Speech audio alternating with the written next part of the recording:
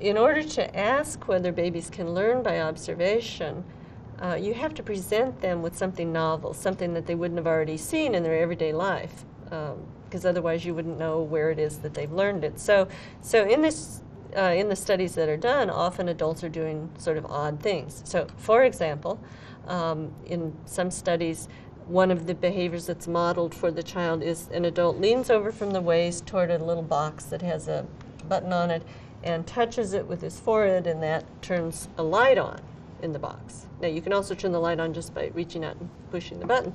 The question is, would the baby imitate this rather odd way of getting the light to come on? And the answer is that yes, that infants will certainly imitate that kind of unusual behavior, and they'll do so even in the first year of life. Another question is, what if you had them watch an event like that but didn't let them imitate it right away, made them wait to the next day or to a week later or a month later? So this is a way of asking about babies' memory for what they observe. And what investigators have found is that as babies get older, they can in fact tolerate quite substantial delays. So they can see an adult perform some unusual action. They can be brought back into the lab a week later, a month later, and still remember it and be able to imitate it. Now, there are several things that are necessary before a baby can learn by observation, or before they can imitate what they see somebody else do. For one thing, they obviously have to be able to perceive and to some degree understand, or at least make some kind of sense of what the person's doing. So that's one thing.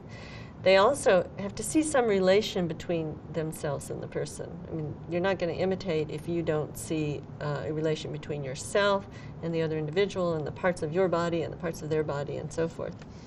They also, of course, have to have the basic ability to do what they see the person doing. So if an adult is performing some very fine motor skill that a baby simply doesn't have, then obviously they're not going to be able to imitate that. And then finally, they have to be able to remember what they saw. And sometimes people look at whether babies can imitate something right away after they've seen it, but they still have to remember it even for a short delay. And of course, if you're asking if they can imitate it much later, then they have to remember it for a much longer period of time. One of my favorite personal examples of imitation learning is one involving my son when he was 2, where he imitated something that he had clearly seen many times some period of time before the opportunity arose. So this was at his 2nd birthday party.